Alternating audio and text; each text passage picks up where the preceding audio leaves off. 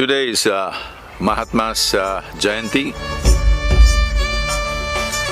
Mohandas Karamchand Gandhi, as he was born and as he grew up as a young man, was not a remarkable man in any sense, was not particularly talented for anything. He was not a scientist or an artist or even a spiritually evolved person. But this man came to a certain level of relentless commitment for a cause, and this man rose like a colossus and moved millions of people, not only in India, across the world. Even today, his name moves people. All this out of sheer commitment. In any situation, when there is an individual who is committed to something beyond his own personal well-being, there is a powerful situation. This is what Mahatma displayed, represents and embodied all his life and continues to even today. Mahatma means commitment.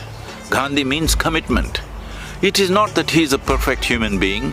People can do post-mortem on his life now and find all kinds of faults.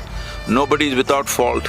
But the important thing is, his commitment was so relentless and unwavering, people could not ignore it. Neither friends or enemies, neither people who are behind him or the oppressors, nobody could ignore him because his commitment was so absolutely solid. So this is what is needed in the world today, that human beings need commitment to what matters to them, what really matters to you. If you're not committed to that, then what is human life?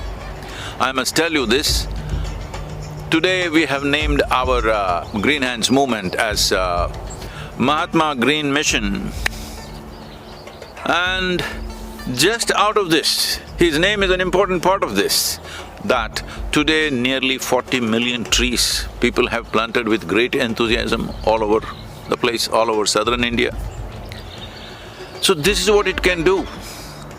Out of Mahatma's life, you like him, you dislike him, this is not the point. The point is this, how a simple human being can become a colossus and become one of the largest forces of his century out of sheer commitment. This is the commitment you need to show in your life for whatever truly matters to you.